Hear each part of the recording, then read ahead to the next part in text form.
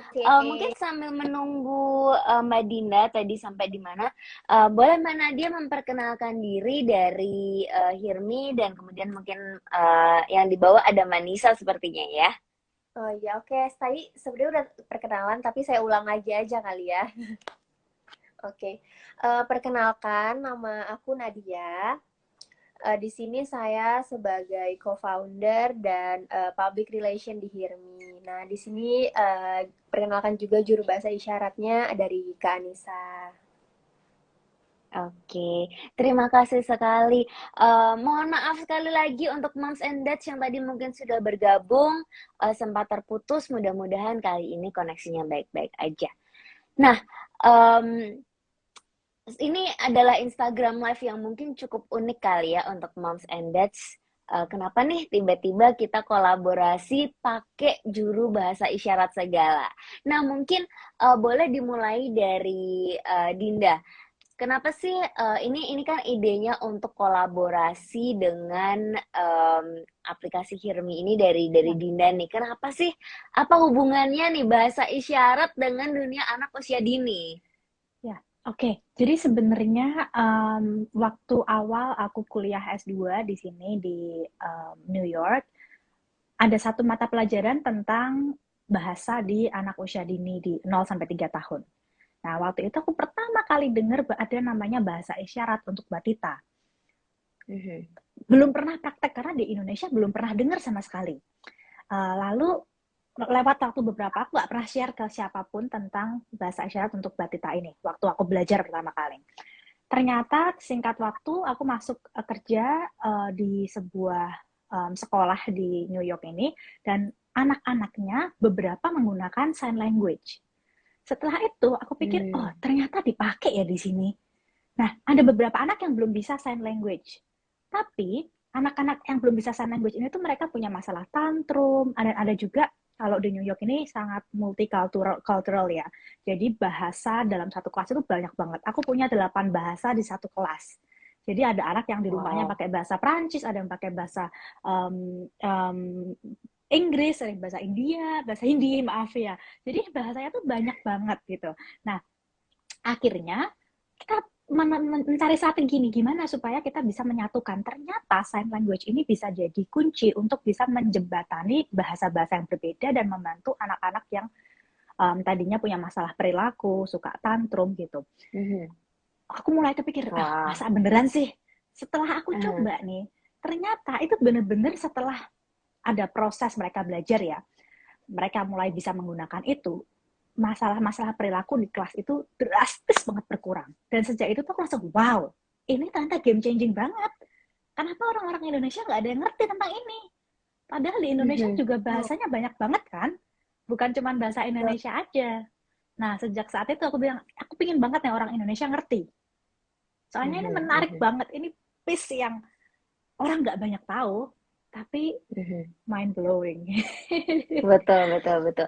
Nah, mungkin sebelum saya ngobrol lebih jauh dengan Dinda, mau tahu dulu nih dari Hirmi, apakah mungkin yang dipandang Dinda dari kayaknya di Indonesia belum pada tahu nih soal bahasa isyarat, bener nggak sih? Atau mungkin sebaliknya, mungkin kita aja nih yang nggak tahu, mungkin sudah lumayan lumrah kali. Atau gimana? Kok bisa sampai membuat dengan animasi segala nih? Apa memang mungkin targetnya anak-anak?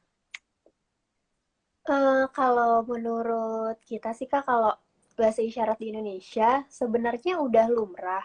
Cuman mungkin masih ada beberapa orang yang belum terbiasa tuh melihat bahasa isyarat gitu.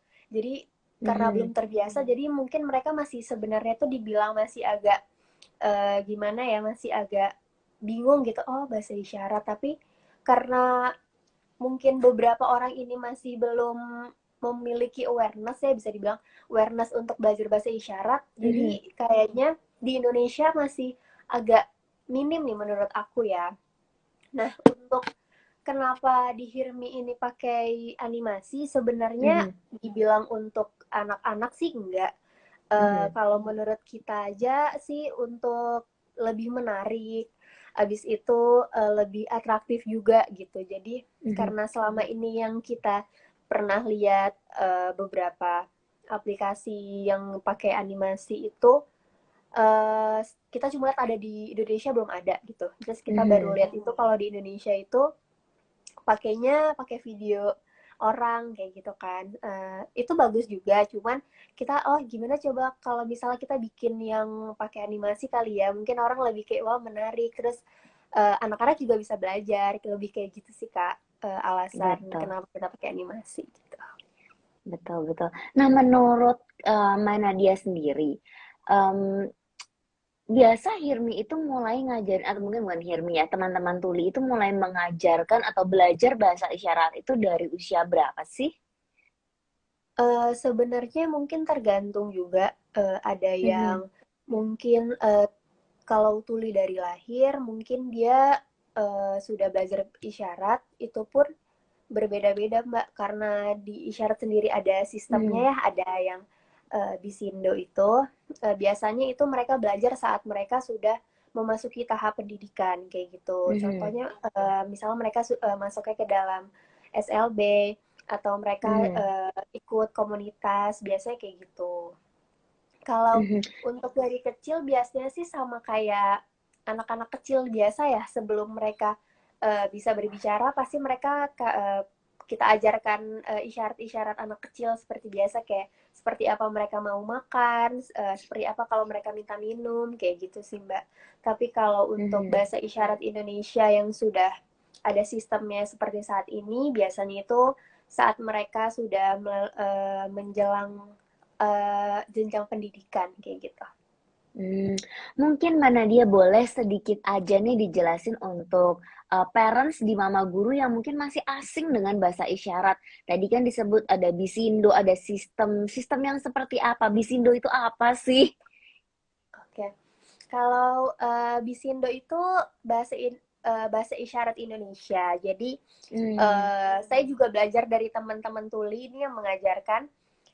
Kalau misalnya teman-teman tuli sendiri itu lebih nyaman mereka tuh menggunakan bahasa isyarat Indonesia atau yang disebut Bisindo daripada CB. Nah, CB karena mhm, ini saya belajar dari teman tuli juga. Saya dapat informasinya juga dari teman tuli. Pertama, kalau Bisindo itu bahasanya itu dibuat oleh teman tuli. Jadi mereka mhm, merasa lebih nyaman menggunakan bahasa isyarat tersebut. Dan yang kedua, CB itu namanya sistem bahasa isyarat, itu dibuat oleh teman dengar dan biasanya itu digunakan di SLB. Kalau itu seperti bisa dibilang seperti bahasa formal, tapi kalau teman aha. tuli kebanyakan untuk bahasa sehari-hari atau yang lebih nyaman mereka menggunakan Bisindo seperti itu. Oh, baik. Wah, terima kasih sekali informasinya, Mbak Nadia. Nah, mungkin tadi kalau saya udah nanya ke Mbak Nadia, di komunitas teman tuli itu mulai usia berapa diajarkan? Sekarang saya mau menanya untuk Mbak Dinda atau Miss Dinda, untuk orang tua yang mau, mungkin orang tua dengar yang mau mengajarkan anaknya bahasa isyarat, itu rekomendasi usianya ada nggak sih? Ya, Secara pedagogis ya? Heeh. ya, secara pedagogis sebenarnya komunikasi maupun lisan ataupun gerakan gestur itu sama aja. Anak bayi, banyak orang tua yang masih merasa anak bayi apa ngerti sih, aku nggak perlu ngajak ngomong anakku yang masih bayi ini ya. Yang penting aku kasih susu, Mhm. aku kasih gantiin popok, nggak perlu diajak ngomong. Padahal sebenarnya berdasarkan riset ngajak ngomong ke bayi itu penting dan anak menerima tersebut meskipun belum bisa balas secara lisan. Sama menggunakan bahasa isyarat juga tidak ada kata terlalu dini. Karena ketika kita gunakan aja, anak akan menerima, anak akan ngerti bahwa oh ini loh ketika mamahku ngomong bahwa makan, mungkin mama bilang makan. Nah, oh ini ternyata makan itu ada kata-kata dan ada gerakannya. Nah, Hmm. jadi tidak terlalu dini. Biasanya cuman anak akan mengeluarkan mulai mencoba menggunakan bahasa isyarat itu di usia 8 bulan. Jadi bayi 8 bulan itu kan pasti belum bisa ngomong lah ya.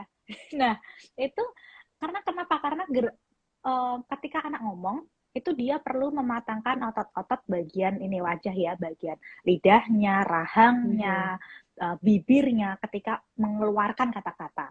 Dan itu sulit Sedangkan ketika kita menggunakan gerakan, ini kan gerakan motorik kasar nih ya, kita gerakan tangan kita. Nah, itu lebih mudah karena memang berkembangnya motorik kasar dulu, baru yang ini kata-kata ekspresi bagian wajah gitu ya.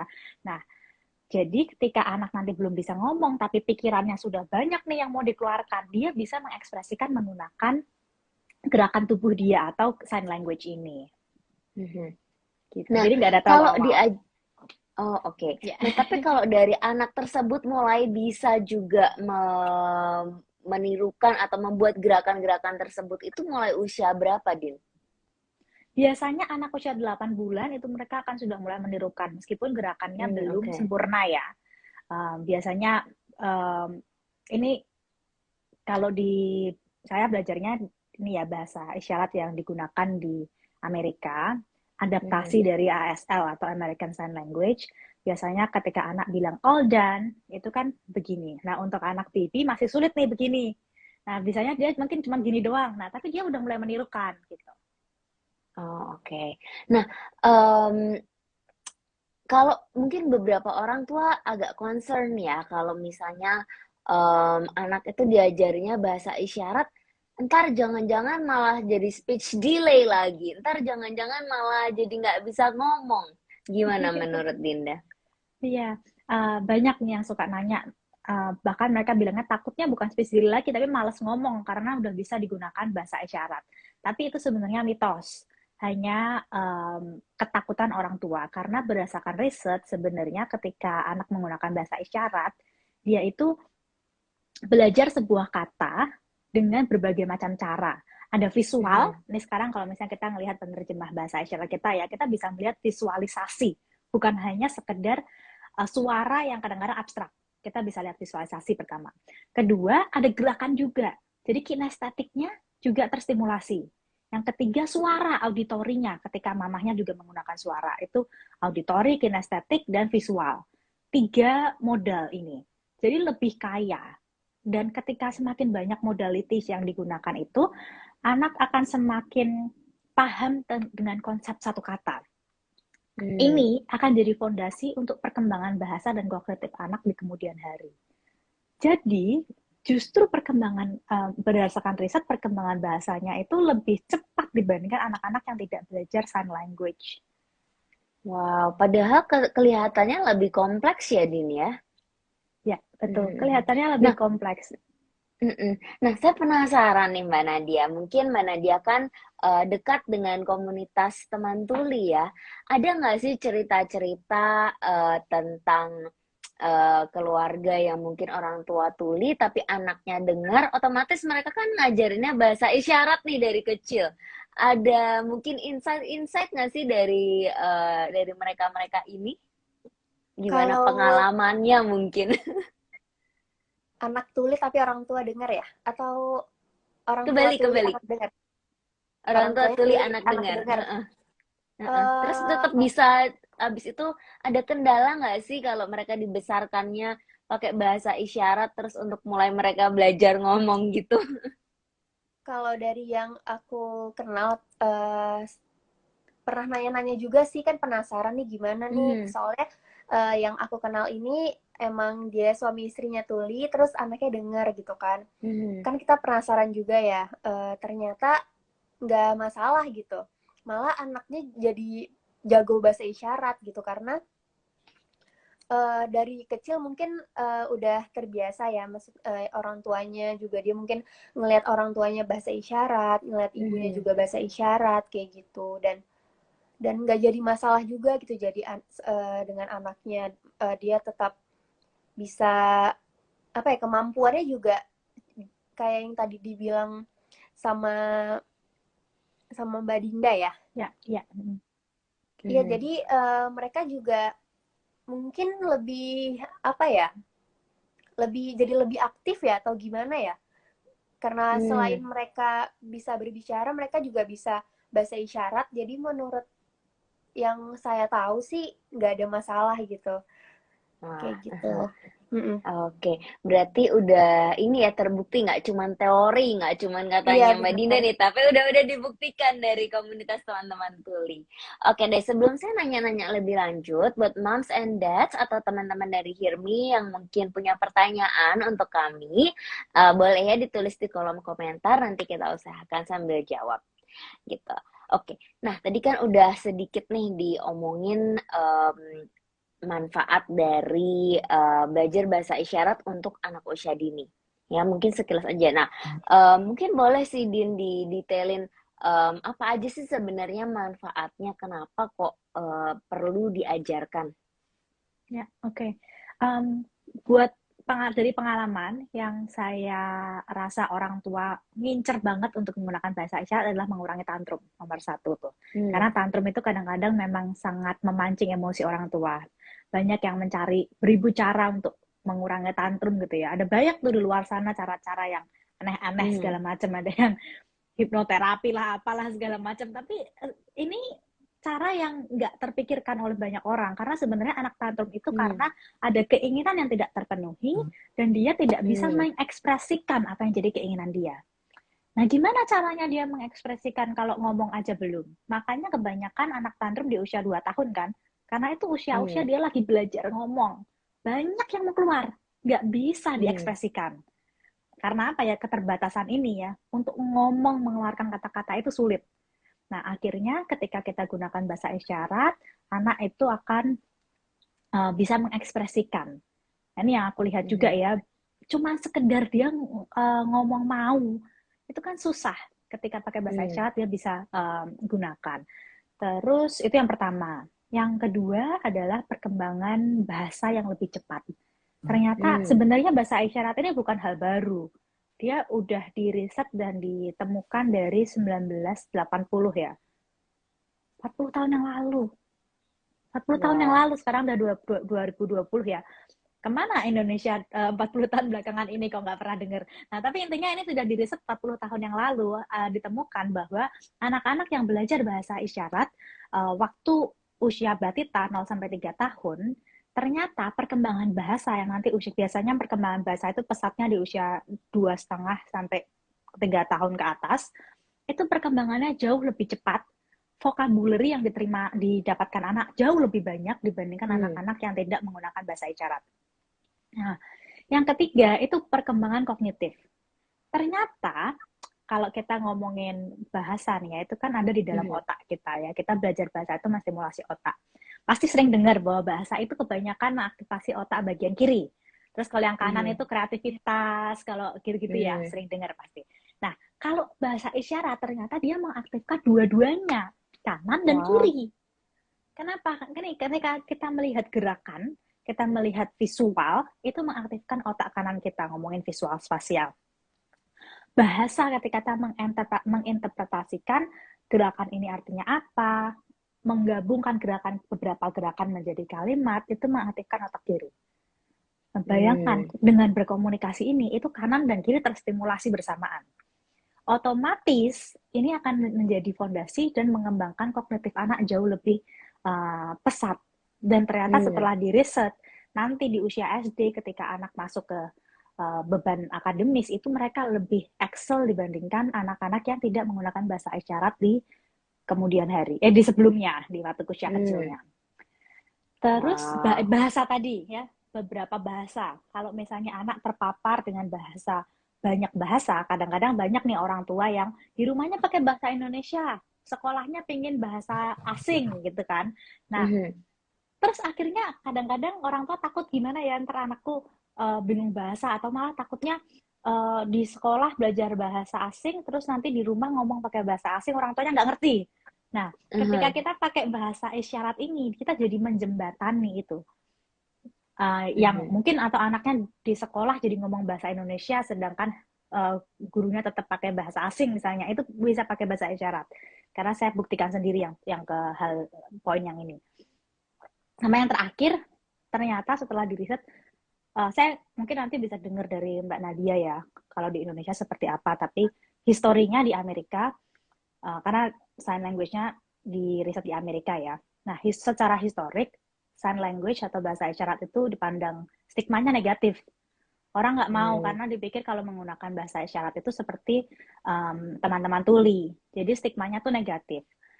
Nah, setelah mulai memperkenalkan bahasa isyarat di anak-anak ini, setelah berproses beberapa puluh tahun ini, sekarang stigma terhadap bahasa isyarat itu jadi positif.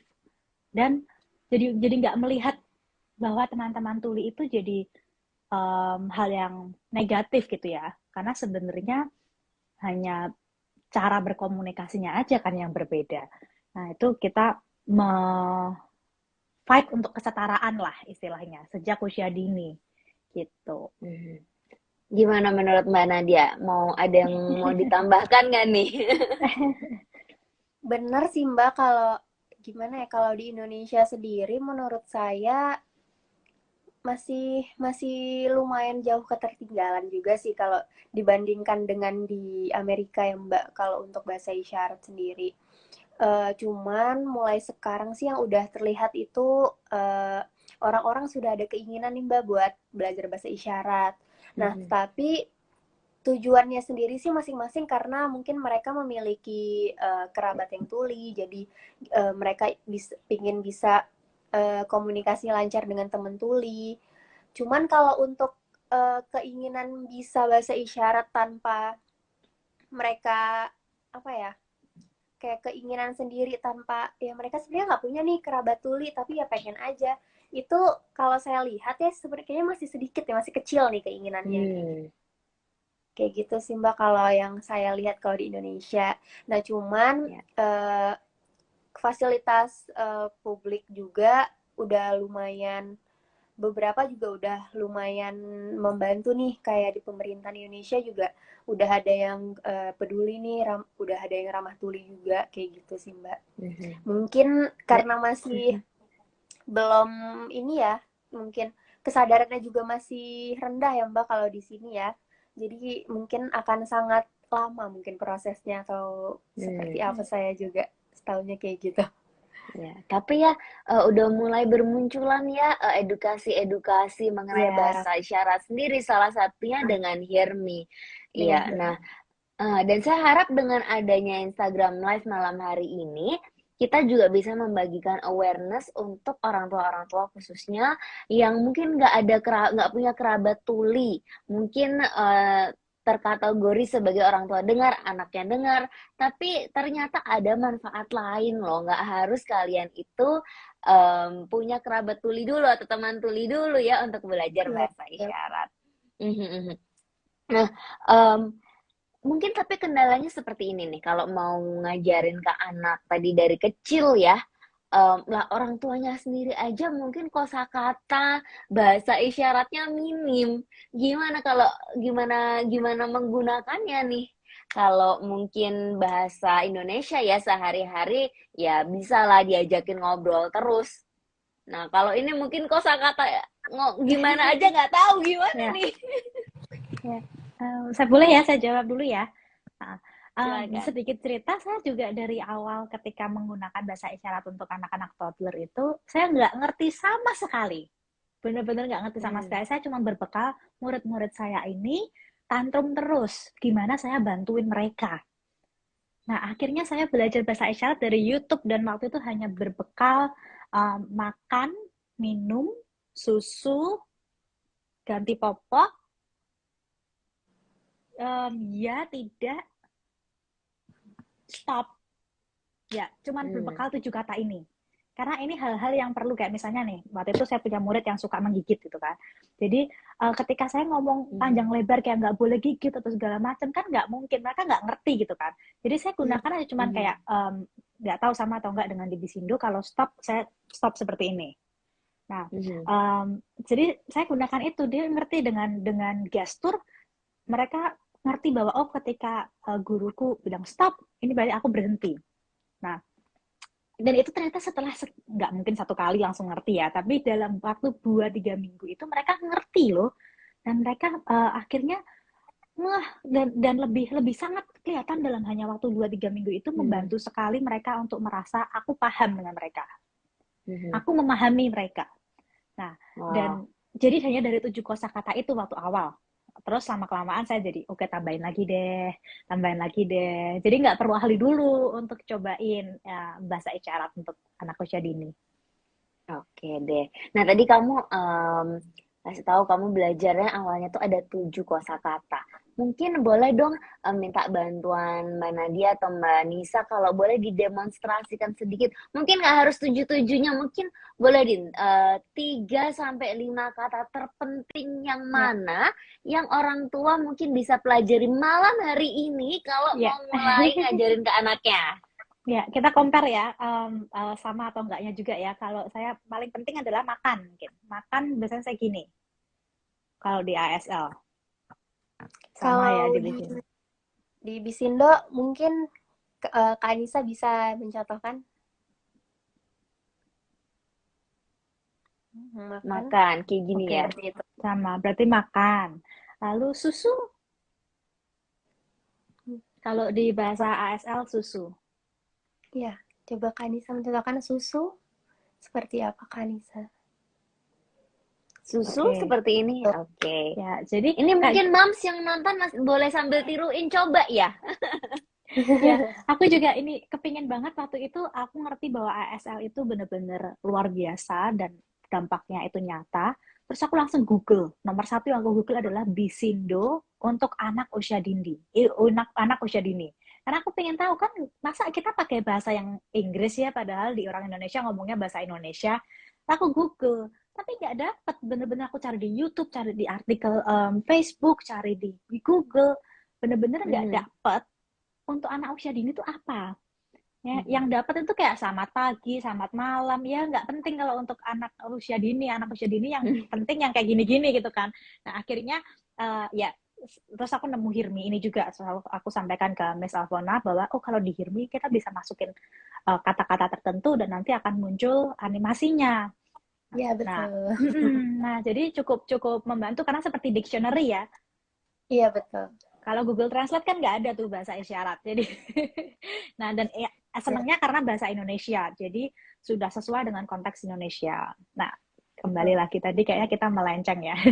Iya, kurang Makan, satu, kurang satu. Tadi udah makan, makan, susu. susu, terus ganti popok. Biasanya kalau di SL seperti ini. Kalau di Bisindo seperti apa Kak Anissa? Ganti atau mungkin ganti popok. Ya. Oh, bisa diulangi lagi Kak Anissa? Gini ya. Oke. Ya, nah jadi kalau misalnya moms or dads, kalau misalnya mau gantiin popok, kadang-kadang ini menurut saya ganti popok itu bisa jadi salah satu transisi yang challenging untuk anak usia dini. Lagi senang-senang main gitu kan, yuk ganti popok dulu, ternyata kita mencium aroma-aroma tertentu gitu kan, yuk ganti popok dulu, itu mereka bisa tantrum loh. Karena mereka nggak ngerti kok aku disuruh berhenti, ini aku disuruh ngapain, kenapa aku harus berhenti main Ya. gitu kan. Nah, begitu kita kasih tahu di hal yang memang mereka bisa pahami, yuk ganti dulu yuk, misalnya gitu ya. Kayaknya bedanya tadi cuma ada jaraknya. Yuk ganti dulu yuk gitu. Nah, itu uh, bisa mempermudah anak untuk ngerti what's next. Aku diambil dari situasi aku lagi bermain ini tuh, apa sih nextnya? Nah, itu akan membantu. Dia makan, susu, ganti popok, apa lagi ya? Mau, Satu lagi deh. mau.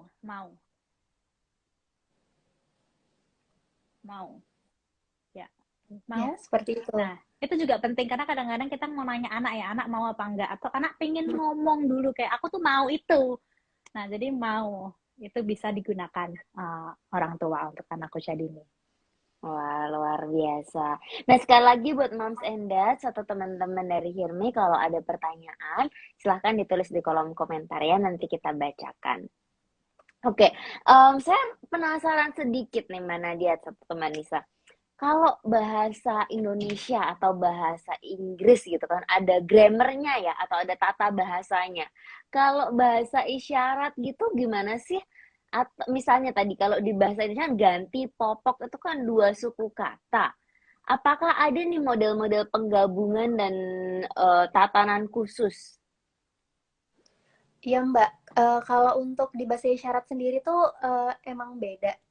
kayak apa ya? Kalau di bahasa Indonesia kan ada SPOK-nya gitu ya, Mbak. Mm-mm. Kalau di bahasa isyarat tuh mereka ada sistemnya sendiri nih. Jadi seperti agak jadi terbalik, misalnya saya mau makan, kalau diisyaratin mungkin saya makan mau, kayak gitu, Mbak. Jadi itu kalau saya sendiri juga nih lagi belajar bahasa isyarat, masih suka salah-salah nih, masih suka kayak terbalik-balik nih untuk penyusunan kata-katanya kayak gitu. Karena emang harus butuh banyak-banyak latihan bahasa isyarat, Mbak, untuk bahasa isyarat Indonesia, jadi mengetahui kayak yang saya contohin tadi kayak gitu. Oke. Nah, kalau menurut Dinda, untuk orang tua sendiri sebetulnya berapa kata sih yang perlu mereka, maksudnya bukan berapa kata terpisah ya, tapi apakah mereka perlu sampai ke titik bisa menyusun 3 kata lebih atau 1 kalimat? Atau sebenarnya 1 perkata aja tadi lebih dari cukup? Tergantung tujuannya apa. Kalau diajarkan di usia 0 sampai 2 tahun, itu sebenarnya tidak perlu menyusun 1 kalimat lengkap. Karena tujuannya adalah membantu anak untuk bisa berkomunikasi. Jadi yang simple-simple. Tapi kalau memang tujuannya tadi ya, ada poin di mana kita ingin mengajarkan anak untuk kesetaraan dengan anak-anak yang anak-anak tuli gitu ya. Teruskan, karena sebenarnya bagus. Ada riset yang berkata bahwa ketika bahasa isyarat ini diteruskan sampai anak bisa menyusun kalimat, ternyata nanti di usia SD-nya ketika dites IQ, itu IQ-nya bisa meningkat sampai 11 poin. Dan 11 poin itu gede loh sebenarnya. Ya, jadi kognitifnya itu meningkat cukup signifikan. Ya. Jadi tergantung kembali lagi tujuan goalnya apa. Karena pasti orang tua harus effort juga lebih ya untuk belajar kalau misalnya mau mengajarkan ke anak gitu. Goalnya apa. Nah, ada nih Ibu Yuli nanya, kalau mau mengajarkan bahasa isyarat terima kasih seperti apa nih?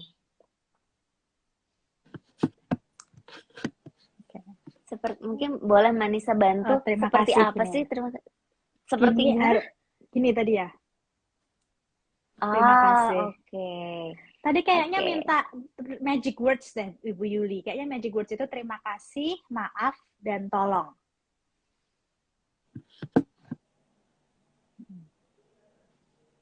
Terima kasih, maaf. Maaf ya. Gini, maaf. Oh, maaf. Tolong.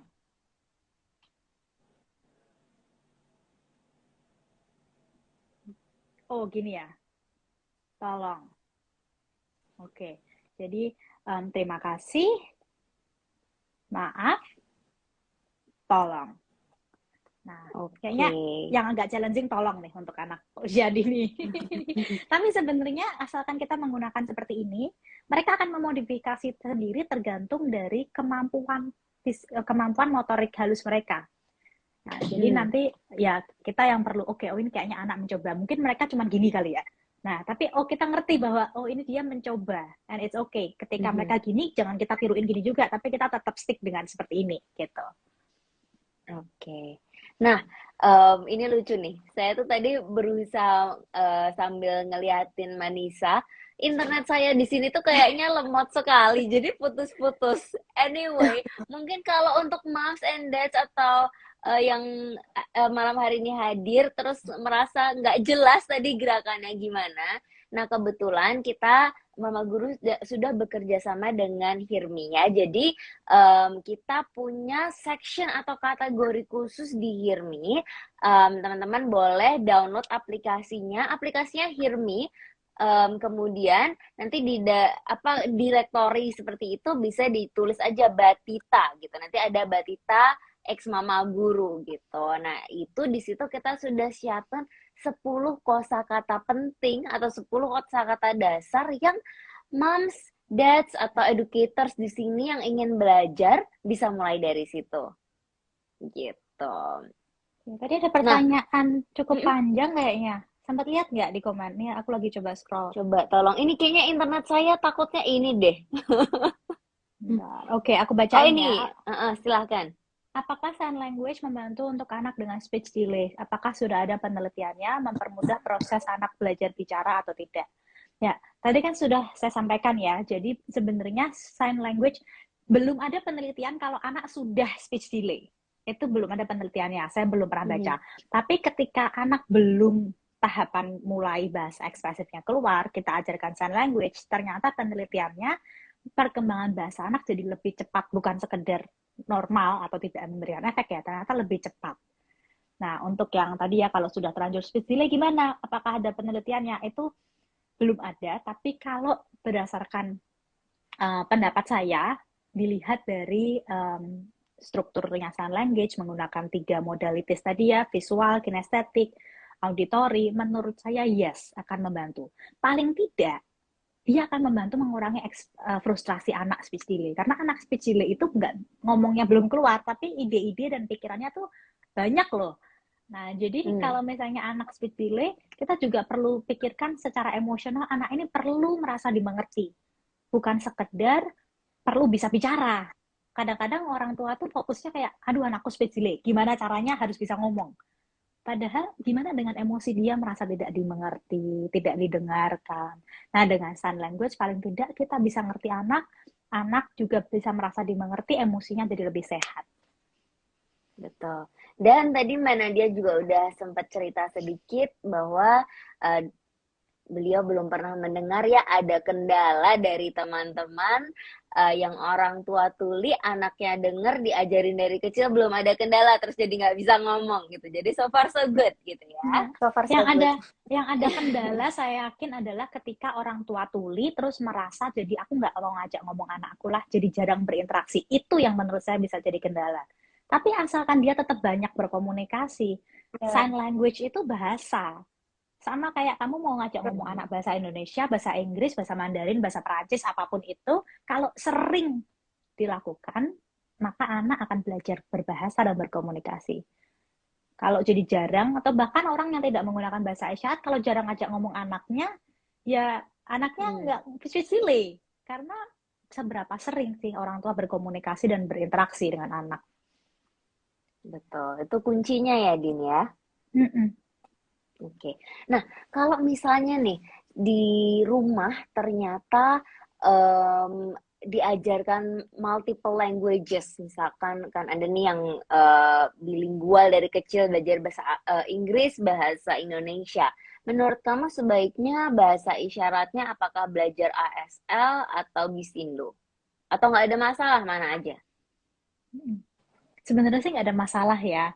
Cuman aku senang aja kalau bisa kita tuh dari kecil di Indonesia ini kita kenalkan budaya Indonesia dengan menggunakan Bisindo. Tapi sebenarnya nggak masalah kayak sekarang nih ya, seperti yang tadi aku sudah ceritakan di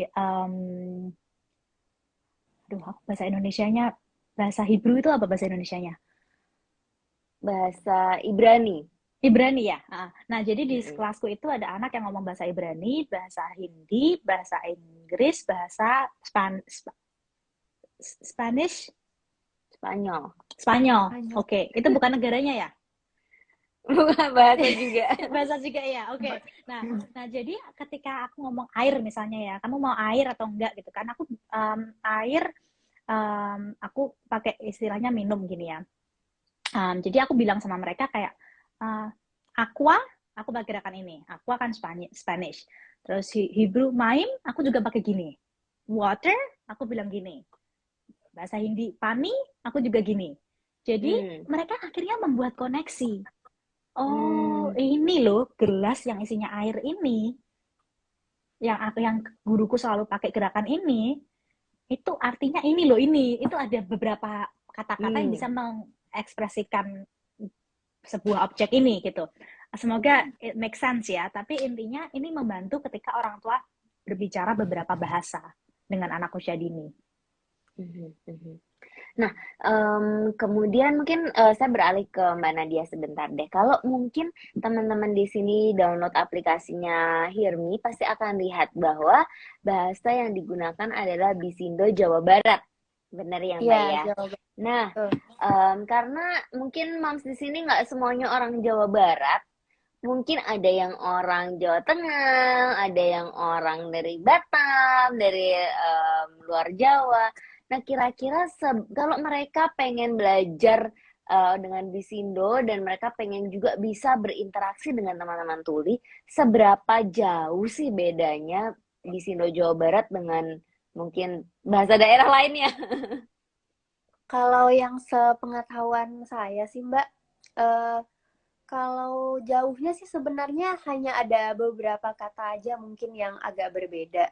Cuman kalau misalnya teman tuli sendiri, kalau udah ngobrol nih, walaupun mereka berbeda daerah atau bahkan mereka berbeda negara, biasanya itu bisa nyambung gitu.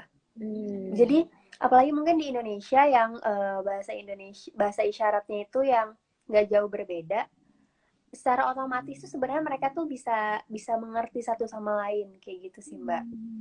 Nah untuk di Hirmi sendiri kenapa masih di Jawa Barat? Pertama karena di Indonesia nih setiap provinsi itu bahasa isyaratnya berbeda.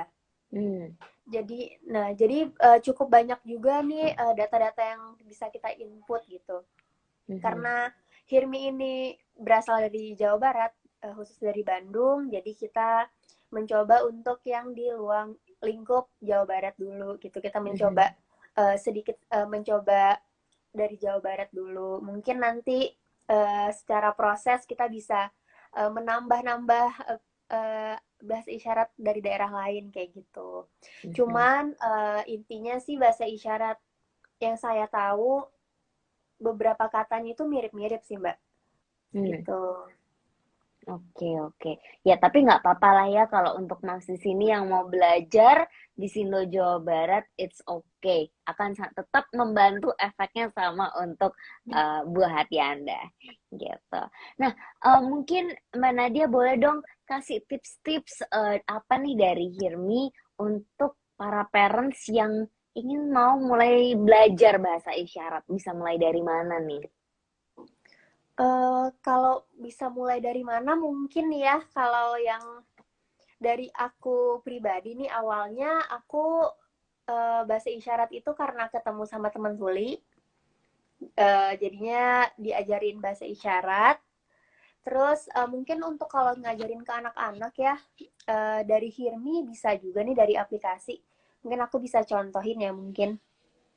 Sebentar aku coba contohin dari aplikasi. Misalnya saya mau makan. Nih, kalau di aplikasi kita lihat nggak ya? Di aplikasi Hirmi, nah seperti itu. Jadi mungkin untuk ngajarin ke anak-anak, apalagi yang kita atau orang tua juga yang masih baru-baru belajar, untuk yang masih belajar per kata-kata seperti itu mungkin bisa dicoba di aplikasi Hirmi kayak gitu. Apalagi kalau kita mau ngajarin anak-anak kan pasti masih yang kata-kata dasar, masih yang simple, masih yang digunakan untuk sehari-harinya kayak gitu. Mungkin bisa dicoba di aplikasi Hirmi kayak gitu. Dan karena animasi jadi menarik ya, mungkin buat anak-anak jadi kayak wah bergambar kayak gitu. Oke, nah tadi unik sekali ya Dindi, terjemahkan pakai aplikasi. Menurut Dinda kalau misalnya ada orang tua yang mau, ya jangan males lah ya kalau belajar, tapi kalau misalnya nggak ada waktu buat belajar bahasa isyarat, terus dia pakai terjemahin, terus tunjukin ke anaknya dipakai HP gitu, itu gimana menurut Dinda? Apakah bisa digunakan meskipun sementara atau gimana nih? Menurutku menggunakan bahasa isyarat itu untuk anak usia dini perlu repetisi ya. Jadi kayak perlu sering kita gunakan itu. Sedangkan kalau menggunakan aplikasi terus-menerus, menurut saya kelama-kelamaan ya masa sih setiap mau ngomong makan orang tua mesti buka aplikasinya gitu kan. Ya paling beberapa kali doang, tapi mau nggak mau orang tua tetap harus menggunakan itu sendiri gitu supaya lebih bisa sering digunakan ke anak gitu. Jadi untuk hanya pertama kali atau untuk orang tua belajar, kalau orang tua sudah ngerti, gunakanlah itu gitu. Nah, mungkin dari Dinda, kalau orang tua ada yang pengen belajar tentang language development atau sign language bahasa isyarat, apa tips dari kamu atau ada step-step apa yang kamu bisa sampaikan ke moms and dads di sini? Oke. Mungkin ini ya, ngomongin tentang bahasa. Jadi bahasa itu anak belajar dari meniru. Jadi orang tua harus sering menggunakan bahasa, harus sering berinteraksi. Nggak bisa, jangan menuntut anak untuk menirukan kayak, ayo tirukan ya. Kalau misalnya anak mau minta susu misalnya atau meminta minta susu terus habis itu kan tadi begini gerakannya. Ayo gini dulu, kalau nggak gini nggak dikasih susunya nih. Misalnya kan ada tuh orang tua yang kayak menuntut seperti itu. Atau kadang-kadang bilang please dulu baru nanti dikasih. Bilang terima kasih dulu. Nah, kadang-kadang kita kayak memaksa anak untuk menirukan. Tapi bahasa itu tidak perlu dipaksa. Asal kita contohkan. Misalnya ketika mamah menerima barang dari papa, terima kasih. Nah, jadi atau mungkin tadi ya menggunakan terima kasih. Terima kasih. Nah, itu kita mencontohkan, anak jadi ngerti, oh ternyata kalau aku habis dikasih barang, aku bilang terima kasih. Nggak perlu kita paksa. Otomatis mereka akan menggunakan. Karena aku waktu pertama kali ngajarin bahasa isyarat ke murid-muridku juga gitu. Aku nggak pernah bilang, ayo tirukan gini. Nggak pernah. Aku contohin aja. Ya, kamu mau minum, mau susu, mau makan, nah aku mau contohin aja. Dan itu tadi aku bilang setelah 3 minggu, 4 minggu, satu persatu anak beda-beda ya. Ada anak yang butuh waktu sebulan, ada yang 2 minggu langsung menikah. Ada tiba-tiba dia menirukan sendiri. Tiba-tiba tuh mereka gunakan gini sendiri, lagi main gitu kan. Mungkin mereka lapar atau gimana gitu. Tiba-tiba gini, kamu lapar mau minta makan? Terus gini anaknya. Oh, jadi nggak perlu disuruh. Mereka akhirnya menerima proses bahasa tersebut, bahasa isyarat tersebut dan menggunakan. Dan itu anak-anak yang menirukannya itu mereka belum bisa ngomong, belum bisa bilang hungry, belum bisa bilang eat, belum bisa bilang mau makan. Tiba-tiba gini sendiri gitu kan. Dan itu nggak mungkin ke iseng atau mulutnya gatel pengen digaruk, nggak mungkin, kelihatan banget dia ini ya. Nah, jadi nggak perlu dipaksa, contohkan aja. Dan tentunya untuk bahasa ini tips and tricksnya banyak banget, tergantung dari anak masing-masing dan tergantung dari goal orang tua. Nah, kalau memang ada orang tua yang kepingin banget untuk belajar lebih lanjut tentang bahasa ini, Mama Guru lagi ada parenting class dan saya akan memfasilitasi kelas language development. Jadi bakal belajar apa? Belajar sign language ini salah satunya. Belajar yang namanya translanguaging. Translanguaging itu gimana sih caranya orang tua mengajarkan berbagai macam bahasa, beberapa bahasa untuk anak. Jadi anaknya nanti jadi multilingual. Terus ngomongin juga tentang speech delay. Dan tentunya perkembangan bahasa untuk anak 0 sampai 3 tahun itu seperti apa, gimana mensimulasinya, akan dikupas tuntas di sini. Betul.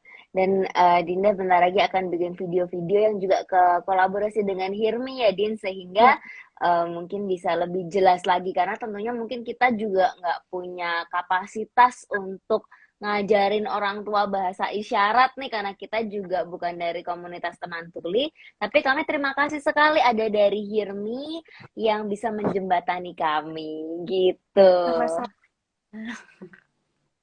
Oke deh. Nah, ini coba saya scroll sebentar, adakah yang bertanya? Kayaknya mungkin hari ini kayaknya hari ini nggak terlalu ramai. Mungkin orang ini baru informasi baru ya soal pendidikan anak usia dini dan bahasa isyarat.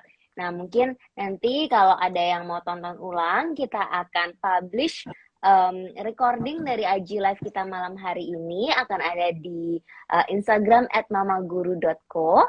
Nah, nanti tentunya kalau misalkan tertarik belajar lebih lanjut seperti yang tadi sudah saya utarakan, bisa mendownload aplikasi Hirmi gitu, dan mungkin bisa nantikan juga kerjasama Mama Guru dan Hirmi selanjutnya gitu. Oke deh, mungkin sekian dulu. Terima kasih sekali waktunya Mbak Nadia, Mbak Nisa, thank you Dinda udah hadir malam hari ini dan berbincang-bincang dengan saya, dengan para parents di sini gitu. Sampai ketemu di lain kesempatan kali ya Mbak ya. Iya Mbak, terima kasih juga. Terima kasih sekali. Sampai jumpa. Selamat malam. Malam.